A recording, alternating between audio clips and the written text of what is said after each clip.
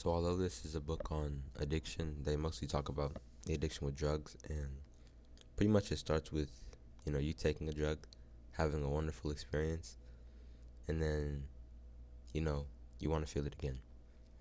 And that happens pretty much because of the dopamine that goes through your nucleus accumbens, which later goes through your nigrostriatal complex in that area, pretty much in the same area. And like it just makes you feel good to think about it, to think about being in a happy state of mind. So, when the dopamine travels to the nigrostriatal, that's when you're about to do it. And then, wow, you feel good again. But the only problem is if you do it enough times and enough times and enough times, due to neuroplasticity, unfortunately, I'm saying this time, I was always happy about it, but I can't say unfortunately for me, but unfortunately for someone else, like they have to take a lot of drugs in order for them to get the same high, simply because their brain, it wants to like adapt to it. Like our brain wants to adapt to anything. Our body wants to adapt to everything. So it adapts to that amount that we received. So now, it needs more and more and more and more and more and more. To the point where you could have, like they showed, or they said, someone could have 150 times as much as the legal amount and still not be high. So it's like, it just keeps going and going and going. And the effects it has on you, I would say, mostly when you're like an adolescent, it's pretty catastrophic. Because like if you get addicted to drugs while you're a kid or a teenager, then like it can change like your brain structure forever. Like if you smoke from 15, or just do drugs, it doesn't have to be smoking, but like alcohol and things like that, from 15 to 25, that's 10 years. That's like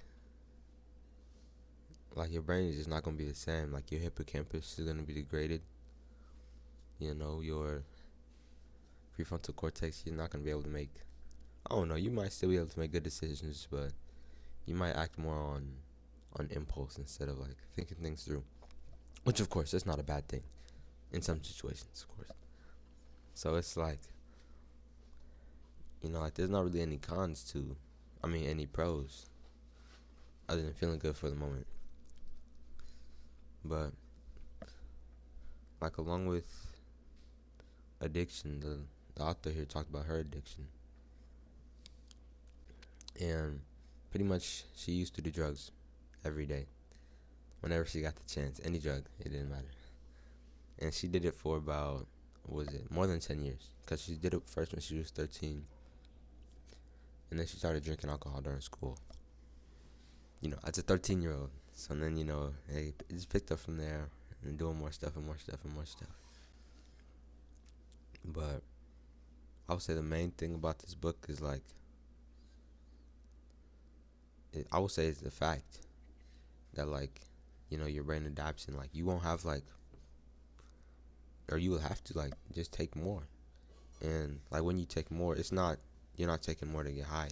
You're taking more so you don't have withdrawal effects. Because the funny thing about withdrawal effects is pretty much the opposite. It's the opposite of how you feel when you're high. So if you feel pleasant, warm, good, you'll feel bad, cold, and unpleasant.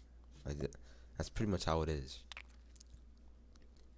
And that's, because our body's trying to stay in homeostasis. So if you feel that, then it's going to go down to that.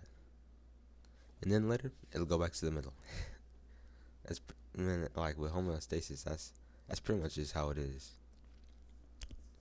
So it's,